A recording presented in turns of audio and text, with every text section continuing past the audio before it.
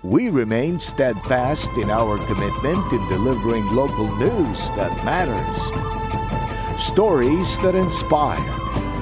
Enriching the lives of Filipinos in the Philippines and across the globe. This is your GMA Regional TV. Buong puso para sa Pilipino. Narito na ang mga pinakamalalaking balita ngayong Martes. 2 distrito sa probinsya ng Quezon isinilalim sa state of calamity dahil sa matinding epekto ng bagyong Aghon. Hindi ko alam kung paano babangon. Mga apektadong residente sa Lucena City, Quezon humihingi ng tulong para muling makabangon mula sa hagupit ng bagyo. Dump truck muntik nang mahulog sa isang tulay sa Batangas City. Lalaking sakay sa likuran ng truck, patay matapos mahulog sa ilog. Hindi bababa sa 2,000 katao, hinihilalang natabunan sa nangyaring landslide sa Papua New Guinea. Mahigit 100 kabahayan sa Lipa City, wala pa ring supply ng kuryente dahil sa mga natumbang poste. At 20 talampak ang haba ng watawat ng Pilipinas, iwinagay Waigay National Flag Day.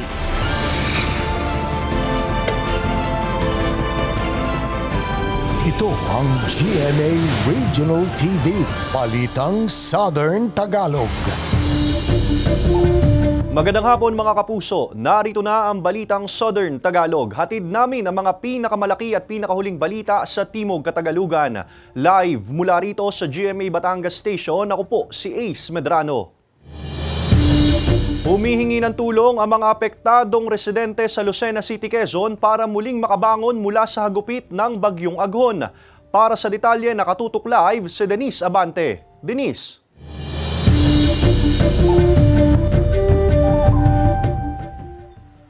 Ace, mainit na panahon na ang naranasan magtatanghali kanina sa lungsod ng Lucena. Natuklap na mga bubong, tumagilid na bahay, nabagsakan ng puno at sandamakmak na putik mula sa ilog. Iyan ang iniwang bakas ng bagyong Aghon sa ilang mga kabahayan sa Lucena City. Dito sa Barangay Kota, Lucena City, nasa mahigit 24,000 mga residente ang apektado ng malawakang pagbaha dulot ng bagyong Aghon. Sa kauna-unahang pagkakataon, umapaw itong ilog ng Dumakaa kaya pumasok sa ilang kabahayan ng tubig na naging sanhi ng pagbaha dito sa Purok Matahimik Isla. Ang residenteng si Aling Linda, iniinda ang sugat sa paa matapos makaapak ng bubog sa kasagsagan ng hagupit ng bagyo. Ang suot niyang damit mula pa raw noong Sabado. Wala na kasi siyang maipamalit dahil lahat ng gamit nalubog sa tubig. Hiling niya ang tulong at ayuda para sa kanila. Ay, sobrang hirap po talagang ayaw ko na halos po. Gusto ko nang mamatay na hindi ko na maranasan ng paghihirap. Gagawin ko po yan. Ako po lahat gagawa niyan. Wala pong ibang tutulong sa akin. Ay, malaking tulong naman po yung ibigay sa amin. Ngayon po ang gusto ko pong mangyari, madagdagan yung aking sa amin ng mga pang-toothbrush, saka po yung pang-dingding dito, saka po damit, saka yung mga underwear po ganun. Talagang hindi pa po kami nakakabili. Makapal na putik naman ang tinatanggal ng asawa ni Marvina. Lahat ng kanilang gamit at mga damit nalubog din sa baha. Graduation pa sana bukas ng anak nila kaya pilit na nilabhan ng uniforme ngunit nanlulumo sa sinapit ng pamilya. Siyempre malungkot to. Hindi ko alam kung paano babangon. Mahirap nga po, ma'am. Hindi ko po alam kung paano i-describe pero mahirap po talaga. Konting tulong na lang po para po sa amin mga binaha dito sa Lucena. Ay wala na pong sapatos yung 2 anak kong gagraduate.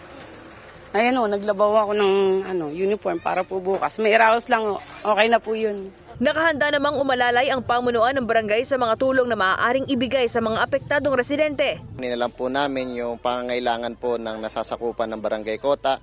Ngayon po, naghahanda na po kami ng mga food pack na ibababa po namin sa mga kabarangay namin. Kasi po kahit kami po ay hindi po namin i-expect na ganito kataas po at gantong apektado ang nangyari po sa Barangay Kota. Ngayon lang po uli na tumaas po ng ganito kataas.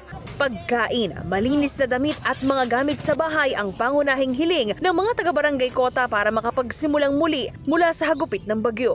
Sa ngayon, nasa state of calamity na ang lungsod dahil sa malawakang pagbaha at mga danyos na naitala sa Lucena City. Ang aming pong bayan po ay mahigit sa 15% ng population na affected. For 3 days now, halos kalahati pa po ng bayan namin ang wala pa pong supply ng kuryente. At ang iba po ay wala pa rin supply ng tubig. Ang aming pong infrastructure, gaya po ng mga eskwelahan, Hanggang ngayon po ay nililibis pa po at hindi pa po pwedeng gamitin. Kaya nagpapatuloy pa po ang aming quick response operation. Kaninang umaga, namahagi rin ang GMA Kapuso Foundation ng food packs sa mga residente sa Barangay Kota. Kabilang na riyan sina Aling Linda at Marvina. Malaking tulong na raw ito para sa kanila na nawalan dahil sa malawakang pagbaha. Panawagan nila ngayon na mas marami pang tumulong sa kanila lalo pat wala silang nasalbang gamit. Tuloy-tuloy din ang pamamahagi ng ayuda ng Lucena City sa mga apektadong residente. Ace, ayon sa Lucena CDRRMO, nakauwi na sa kanilang mga tahanan ang mga inilikas na evacuees sa kasagsagan ng Bagyong Aghon. Live mula rito sa Quezon, balik sa iyo, Ace. Maraming salamat, Denise Abante. Isinailalim na sa state of calamity ang mga lugar sa una at ikalawang distrito sa lalawigan ng Quezon dahil sa matinding epekto ng Bagyong Aghon. Kabilang sa 1st District ang Tayabas City, Pagbilao, Lukban, Sampaloc, Rial, Mauban, Infanta, General Nacar, Polillo, Panukulan, Bordeos, Patnanungan at Humalig. Sa 2nd District, isinailalim sa state of calamity ang Lucena City, Sariaya, Candelaria, Dolores, San Antonio at Chaong. Sa tala ng Quezon PDRMO, nasa mahigit 3,600 na pamilya o katumbas ng mahigit 15,000 na individual ang apektado ng pagbaha sa lalawigan. Halos sumupa na rin daw ang mga naitalang pagbaha sa iba't ibang lugar sa probinsya. Nagpapatuloy pa ang assessment ng provincial government upang malaman ang danyos na iniwan ng Bagyong Aghon sa agrikultura at infrastruktura. Wala pa ring supply ng kuryente ang mahigit 100 kabahayan sa Lipa City dahil sa mga nasirang poste. Samantala sa San Juan, Batangas, naitayo na ng Batelec 2 ang mga natumbang poste ng kuryente. Narito ang report ni Hazel Alviar. Hindi man direktang dinaanan ng Bagyong Aghon nitong weekend ang lungsod ng Lipa, naramdaman pa rin ang epekto nito sa lugar. Ilang puno at poste ng kuryente ang nagtumbahan dahil sa malalakas na hangin. 7 poste ng Batelec 2 sa lungsod ang natumba dahilan para mawalan ng supply ng kuryente ang ilang mga kabahayan. 165 na kabahayan sa lungsod ang nakararanas ng kawalan ng supply ng kuryente hanggang ngayong araw. Ongoing pa rin po yung pagre-restore po ni Batelec. Kasi po ang priority nga po ni Batelec po, mapailawan po yung pinaka-mainline po natin. Sunod po yung mga one block po natin at saka yung mga individual houses po natin. 2 lungsod at 15 bayan sa Batangas ang sinusuplayan ng Batelec 2. Kabilang dito ang bayan ng San Juan na isa sa mga dinaanan ng bagyo. Ilang barangay sa bayan ang nakararanas pa rin hanggang ngayon ng kawalan ng supply ng kuryente. Naitayo na raw nila ang ilang mga poste pero hindi pa raw nila magawang ibalik agad ang kuryente dahil hinihintay pa ang clearance mula sa Maintenance Department. Ang naging isolated naman po, dun po sa area po ng San Juan ay yung Paling-Uwak po yon. Meron po tayong mga naka-open pong lateral po dun sa area pong yon. Ina-isolate po natin para maiwasan po natin yung maaaring disgrasya or pagkakakuryente po dun sa lugar. Once naman po to ay meron na pong visibility po na magkaroon po ng clearance o mababa na po yung tubig, level ng tubig, pwede na po tayo magbuhay po ng kuryente sa site. Tuloy-tuloy ang isinasagawang clearing operations at monitoring ngayon ng Batelec 2 sa iba pang mga bayan. Lagi po namin pinakaalahanan po ang ating mga consumers po na lawakan po yung pangunawa dahil po talagang marami pa po ang wala pa pong individual na wala pong ilaw pero ginagawan po ng paraan na mapuntahan po lahat po sila. Hazel Alviar, Balitang Southern Tagalog. Patay matapos mahulog sa ilog ang pahinante na nasa likuran ng dump truck na muntik nang mahulog sa isang tulay sa Batangas City. Tutukan yan sa report ni Denise Abante. Nakabalagbag sa bypass road na sakop ng Barangay Siranglupa, Batangas City ang dump truck na ito matapos umunong mawala ng kontrol ang driver sa sasakyan at mabangga ang concrete barrier sa gilid ng tulay kahapon ng umaga. Sa investigasyon ng pulisya mula sa Barangay San Jose Sico ang truck at binabagtas nito ang pababang bahagi ng bypass road lulan ang 5 katao kabilang ang driver. Patungo sana sila sa city proper nang mangyari ang aksidente. Halos mahulog na rin ang truck sa tulay. Slippery and muddy road condition po yung naging dahilan. Nahirapan po ng control yung ating driver sa kanyang manibela po. Nahirapan po siya at madulas po yung ating kalsada. Sugatan ang driver ng truck at 3 pa nitong sakay. Pero ang isa pa nitong kasama na nasa likod ng truck nasawi matapos mahulog sa ilog na nasa ilalim ng tulay. Tinatayang nasa 20 hanggang 30 metro ang lalim nito. According po sa ating investigasyon at interview po sa ating driver, ay maayos naman po yung kanyang pagmamaneho. Dumulas at nagkaroon po sila ng collision, bumangga na po sila sa barrier, nalaglag po yung dalawang biktima na nasa likuran. Naiuwi na ang mga labi ng nasawing biktima habang patuloy pang nagpapagaling ang 4 pang lula ng truck ayon sa pulisya. Pansamantalang nakalagak sa ilalim ng tulay sa bulbok ang naturang truck habang nakikipag-ugnayan pa ang pulisya sa may-ari nito. Iba yung pag-iingat ang paulit-ulit na abiso ng otoridad sa mga motorista, lalo na sa panahong maulan at madulas ang kalsada. Makikinig po tayo sa mga balita po natin ng ating mga LGUs, especially po sa CDRRMO natin. Sumunod po tayo sa ating batas trapiko. May signage naman po tayo sa mga kalsada natin and huwag po tayong mabilis magpatakbo. Sinisika pa ng GMA Regional TV, Balitang Southern Tagalog na makuhanan ng pahayag ang mga biktima at ang pamilya ng nasawi. Kasama si Kel Ravaca, Denise Abante, Balitang Southern Tagalog.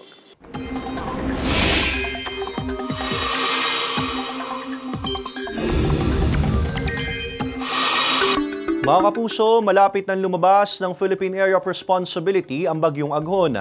Sa latest bulletin ng Pag-asa, huli itong namataan sa dagat malapit sa Basco, Batanes.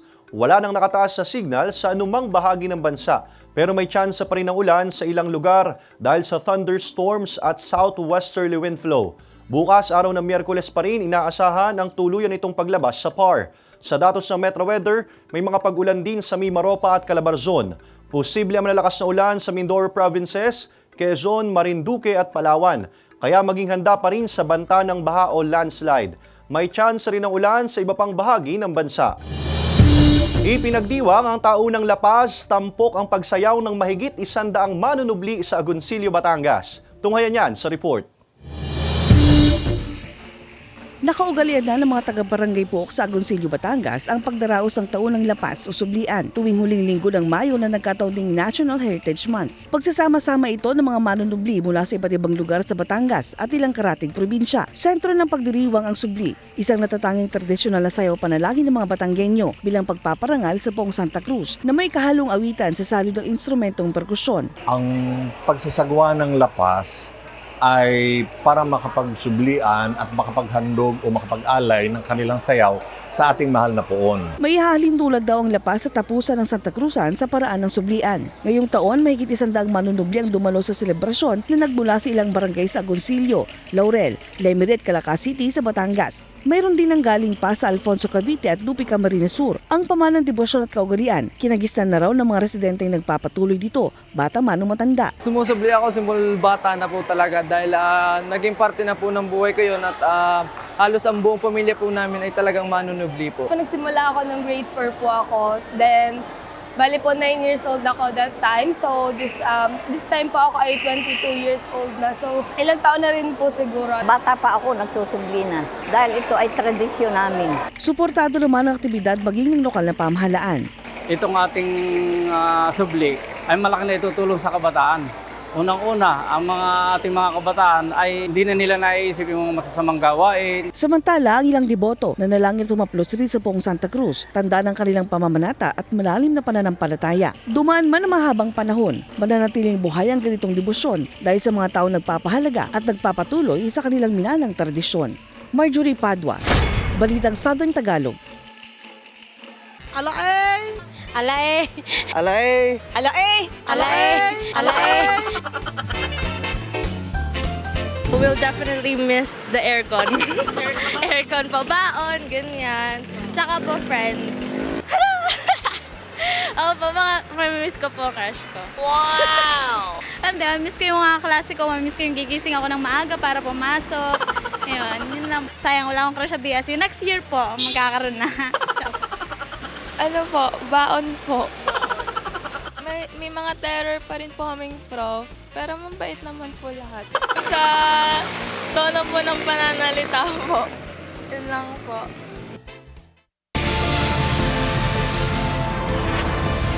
Ito ang GMA Regional TV, Balitang Southern Tagalog.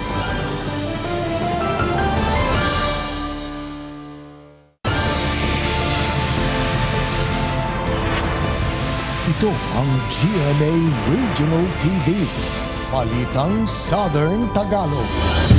Nawasak sa pananalasa ng bagyong Agho ng ilang bangkang pangisda sa Mauban, Quezon. Ang ilang bahay nasira din. Nakatutok si Denise Abante. Malakas na ulan ang sumalubong sa GMA Regional TV Balitang Southern Tagalog Team ngayong Martes ng hapon dito sa Sitio Baling-Balingan, Barangay Daungan, Mauban, Quezon. Tumambad sa news team ang mga sira-sirang bahay, mga bangkang winasak ng malalakas na alon at ang tambak ng basura mula sa dagat. Epekto yan ng malakas na hangin at ulang dala ng bagyong Aghon nitong linggo. Ang bahay ni Tatay Juan nagawa sa mga kahoy at yero washed out dahil sa lakas ng ulan. Hindi rin nakaligtas ang kanyang bangkang gamit sa pangingisda. Mahirap man daw para sa kanya, kailangang magpakatatag para sa pamilya. Sana po ay matulungan ako para po maka-recover ulit, ano po ulit ako, makasadya po ako ng bangkang, pang sarili ko lang, sulo-sulo po ako sa bangka para po ako makapaghanap bahay ulit. Sa tala ng pamunuan ng Barangay Daungan, nasa mahigit 4,000 na residente sa lugar ang apektado ng bagyong Aghon. Ang 180 sa mga residente, agad nilang inilikas sa mga evacuation center. Laking pasalamat naman ngayon ang barangay na naialis na sa pampang ng Sitio Baling-Balingan ang nooy sumadsad na barge sa kasagsagan ng bagyo noong linggo. Sa kalagayan namin, kami naman po'y train ng disaster. Kaya lamang yung pagbago ng pagdating ng bagyo, hindi talaga inasahan. Kasi ang akala namin, sa taas lang yan bigla siyang bumaba nung araw na yon. Kaya shock. Yun po. Kabilang ang bayan ng Mauban sa mga lugar na isinailalim sa state of calamity. Umaasa ang mga residente sa lugar na matulungan sila ng gobyerno sa pagpapaayos ng kanilang mga nasirang bahay at kabuhayan. Pagdeklara ng state of calamity. So ngayon po, inaayos na namin lahat ng listahan para mabigyan ng lahat ng ayuda. Nagpapasalamat pa rin siyempre ako sa Panginoon na marami pa rin ang nakaligtas. Kasama si J.R. Manjares, Denise Abante, Balitang Southern Tagalog. Muling itinaas ang National Grid Corporation of the Philippines o NGCP sa red at yellow alert status ang Luzon Grid ngayong araw, May 28. Nasa red alert status ang grid mula alas 2 hanggang alas 5 ng hapon at mamayang alas 8 hanggang alas 9 ng gabi. Nasa yellow alert naman kaninang alas 12 ng tanghali hanggang alas 2 ng hapon, alas 5 hanggang mamayang alas 8 ng gabi at mamayang alas 9 ng gabi hanggang alas 12 ng hating gabi.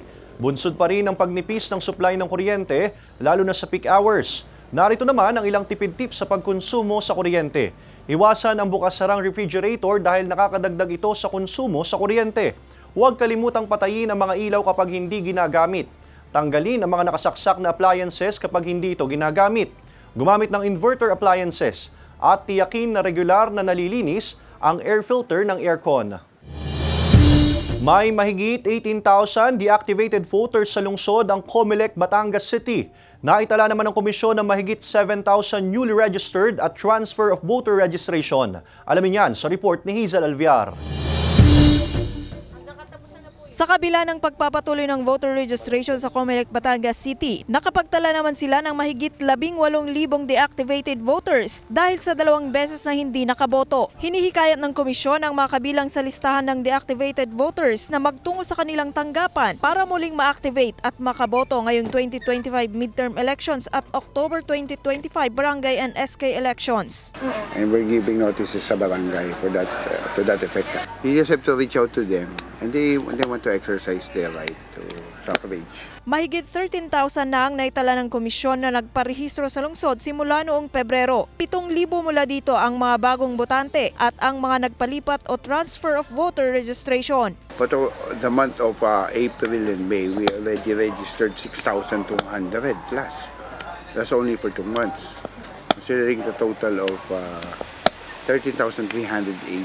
And we have already covered 40 plus barangays na out of the 105 excluding the Isla Verde. Sa tala ng Comelec, Batangas City, kabataan ang may pinakamaraming nagparehistro. Patuloy ang panawagan ng komisyon sa mga residente na huwag nang hintayin pa ang last minute. Nagpapatuloy ang satellite registration sa mga barangay at Register Anywhere program sa mga mall at paaralan sa lungsod. Bukod sa registration, abala rin ang komisyon sa iba pang paghahanda para sa midterm elections, lalo pat bago ang gagamiting voting machine. We're awaiting orders ng mga head office, and I think the head office is preparing for inaayos yung database, supplies, for the head office to decide based on resolutions.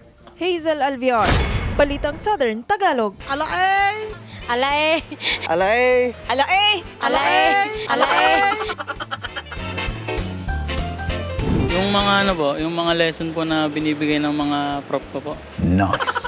Sa mga klase din po, yung mga prof po, konti lang po. Ang iba po medyo po, hindi ko po trip. Baon, daily baon. Wala po akong oras sa school. Study first po muna. Mga barkada ko po. Ay, makukulit po masarap kasama. Nice.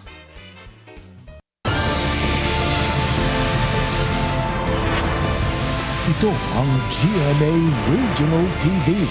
Balitang Southern Tagalog.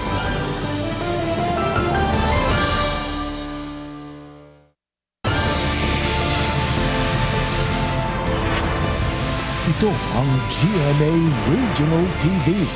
Balitang Southern Tagalog.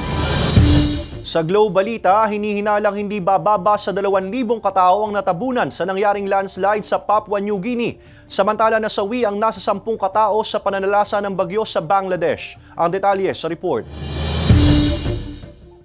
Nasa mahigit 2,000 residente ang pinangangambang natabunan ng lupa matapos ang nangyaring landslide sa Enga Province sa Papua New Guinea. Sa tala ng kanilang gobyerno, posibleng umabot na sa 700 residente ang nasawi dahil sa landslide. Nangyaring pagguho ng lupa nitong Biyernes. Pahirapan naman ang sinasagawang rescue operations dahil sa pag-ulan. Dahil sa layo ng lugar, hindi pa raw nakarating doon ang mga heavy equipment. Kaya mga pala, stick at kamay ang ginagamit nila sa paghuhukay.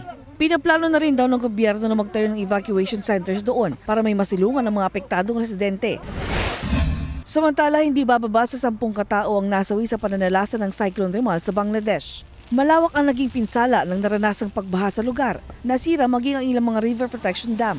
Maraming kabahayan ngayon ang nawala ng supply ng kuryente. Nananatili namang suspendido ang operasyon ng ferry at boat services. Ang Cyclone Remal ang kaunang bagyo sa Bangladesh ngayong taon at itinuturing itong isa sa pinakamapinsalang bagyo sa mga nagdaang taon. Marjorie Padua, Balitang Southern Tagalog. Bumaba nitong 2023 kumpara noong 2022 ang bilang ng teenage pregnancy sa Batangas City ayon sa City Health Office. Alamin yan sa report ni Denise Abante. 15 taong gulang lang nang mabuntis ang ngayon 16 na taon na si Jessie. Hindi niya tunay na pangalan. Para kay Jessie, mahirap ang pinagdaanan niya sa kanyang maagang pagbubuntis dahil bukod sa kahirapan, wala rin daw siyang sapat na kaalaman patungkol sa maagang pagbubuntis at pagiging isang ina. Marami raw ang nawala sa kanyang kabataan nang mabuntis ng maaga. Pagsama po sa kaibigan, paggala-gala po.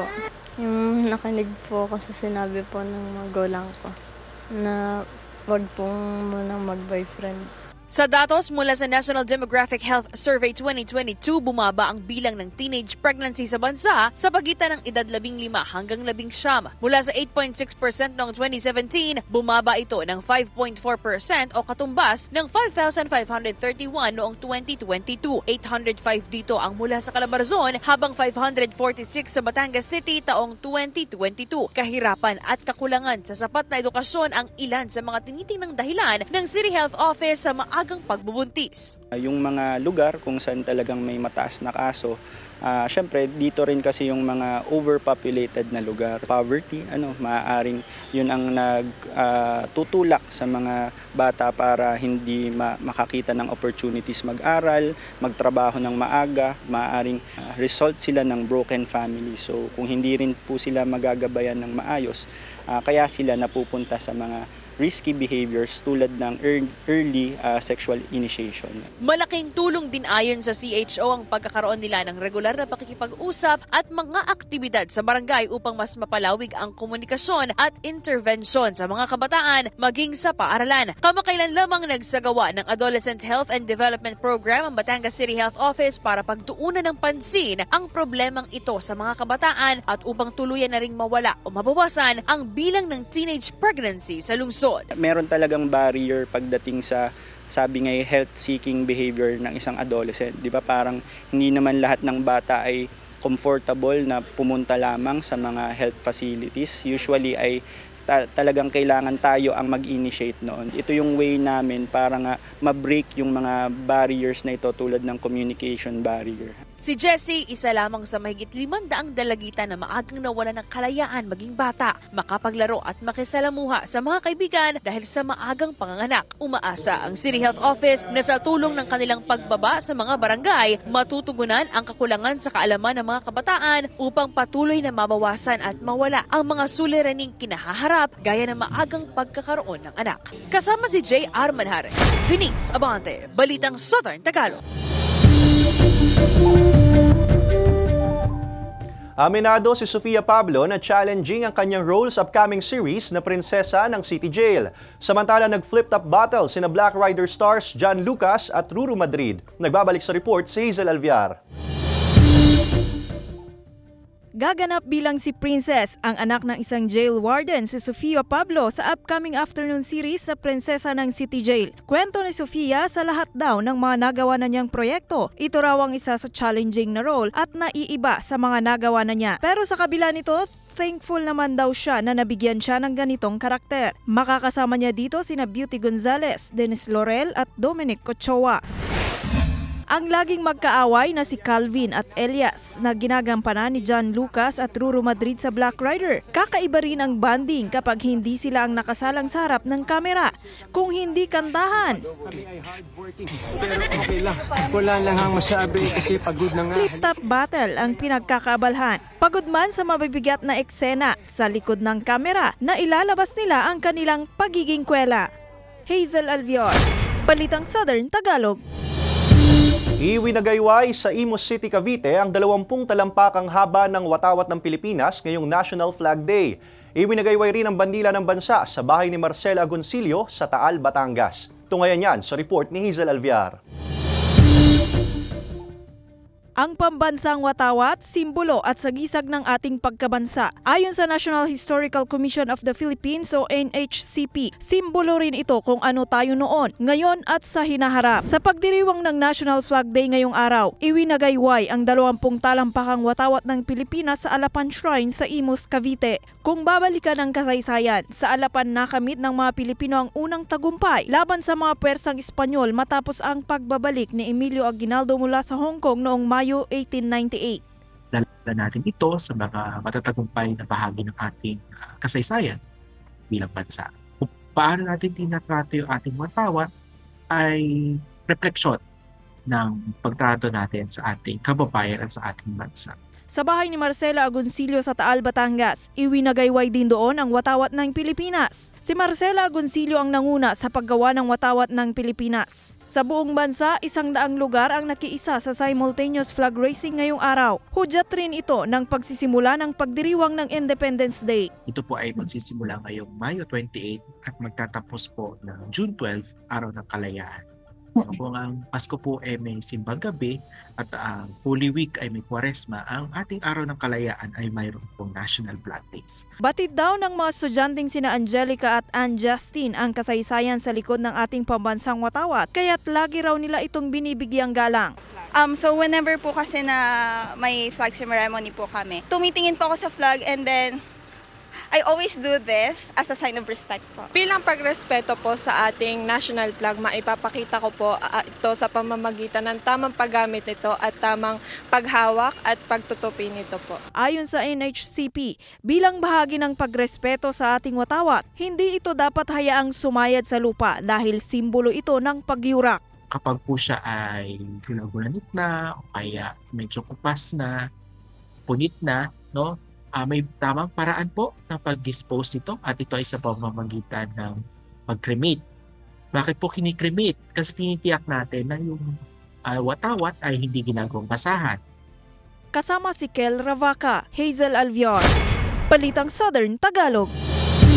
Samantala, mapapanood nyo po ang episode na ito at iba pa ang pinakahuling lokal na balita sa official website ng GMA Regional TV, www.gmaregionaltv.com. Pwede rin kayong bumisita sa aming official YouTube channel, GMA Regional TV, at i-click ang subscribe button para sa pinakamainit na balita mula sa rehiyon. Dahil sa GMA Regional TV, local news matters. At yan ang mga pinakamalaki at pinakahuling balita sa Timog Katagalugan. Maraming salamat sa pagsama sa amin pati na mga kapuso sa ibang bansa na tumutok sa mga balita sa rehiyon. Kami, ang GMA Regional TV Balitang Southern Tagalog, buong puwersa para sa mas malaking misyon at mas malawak na paglilingkod sa bayan.